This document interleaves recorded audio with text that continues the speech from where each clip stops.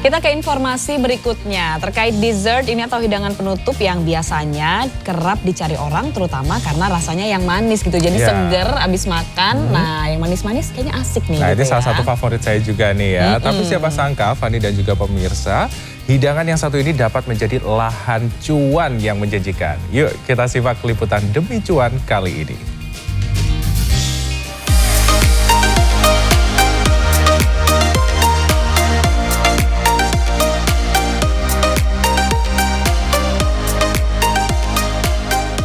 Manisnya kue siapa sih yang gak suka?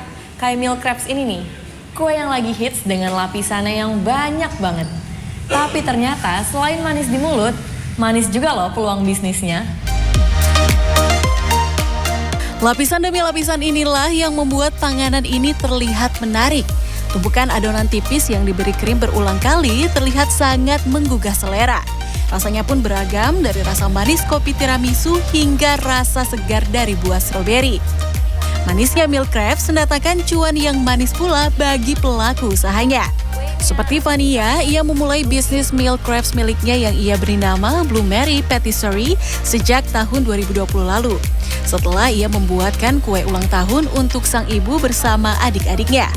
Tak disangka, kue buatannya ini mendapatkan respon yang sangat baik dari kerabat-kerabat dekatnya. Sejak itu pun ia mulai berjualan dengan menerapkan sistem pre-order. Cara ini membantu meminimalkan kerugian. Produk hanya akan dibuat berdasarkan pesanan dengan pembayaran dilakukan di muka oleh konsumen dan ini bisa dijadikan sebagai modal produksi. Namun, bisnisnya ini tak selalu berjalan mulus. Fania pernah merugi saat salah satu tokonya yang baru ia buka terendam oleh banjir. Ia pun harus merelakan stok kue-kue buatannya utuh tak dibeli oleh konsumen. Menurut Fania, ada beberapa faktor penting dalam menjalankan bisnis, yakni faktor eksternal dan internal. Itu dilihat dari internal sama eksternalnya. Jadi kalau misalnya yang dari eksternalnya memang pasti kita butuh untuk pemasaran, kita harus selalu ngelihat peluang untuk produk-produk baru dan gampang beradaptasi. Itu kan kalau misalnya secara eksternal ya. Tapi yang selama ini kita juga pelajarin nggak kalah pentingnya itu tuh faktor internalnya. Jadi masalah di dalamnya karyawannya itu tuh benar-benar harus kita perhatikan. Trainingnya kita harus ragamkan, semua SOP harus sama. Kini bisnisnya terus berkembang hingga memiliki 7 cabang. Setiap cabang tersebut menghasilkan cuan yang fantastis. Sebenarnya sih kalau untuk omset per bulan tuh benar-benar naik turun banget ya, dan itu bagus ya kalau pas benar-benar pas peak season misalnya Lebaran atau Natalan gitu, keuntungan per tokonya itu kira-kira bisa sampai mungkin ya sekitar 200-an juta gitu bisa sih. Milk Crepes buatannya pun kini telah memiliki tempat di hati para pecinta dessert atau makanan manis. Tertarik aja ya, tampilannya cukup menarik dan imut-imut gitu juga sih. Terus tempatnya juga buat work from cafe juga kayak enak banget gitu sih.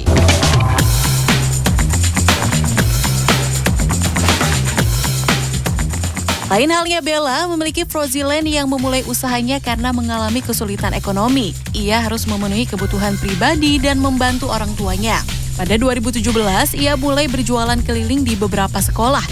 Modal awal yang ia keluarkan saat itu pun seadanya. Sisihan uang jajan aja sih Kak, nggak nyampe 200.000.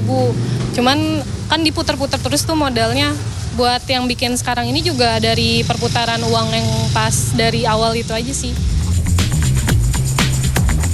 Pernah merasakan sulitnya berbisnis karena tak mendapat satupun pesanan via online, Bella tetap konsisten hingga bisnisnya terus berkembang. Saat ini, ia telah membuka gerai yang ia beri nama Froziland di rumahnya. Omset usahanya pun kini telah mencapai 60 juta rupiah per bulannya. Dalam sehari, Milk Crepes buatannya dapat terjual hingga 50 loyang. Satu loyang terdapat 8 potong kue dan tiap potongnya dibanderol 15-20 ribu rupiah. Menurut Bella, pemasaran via media sosial pada zaman sekarang sangatlah membantu. Di 2018 tuh udah konsisten upload konten di Instagram, terus di marketinginnya lewat sosial media gitu. Selain pemasaran produk di media sosial, kunci sukses bisnis makanan penutup lainnya adalah mengikuti tren. Inovasi menu-menu baru yang sesuai dengan selera konsumen harus tercipta. Emang rasanya cocok, terus harganya juga murah banget. Nah jadi emang beberapa kali sering beli kesini. Dilihat dari sisi konsumen, beberapa alasan yang menarik minat membeli meal crepes adalah rasa, harga, tampilan, dan tempat penjualan. Nah, bagaimana? Tertarik memulai bisnis meal crepes ini? Graciela Pangaribuan, Jimmy Chandra, Devi Fitriani, Jakarta.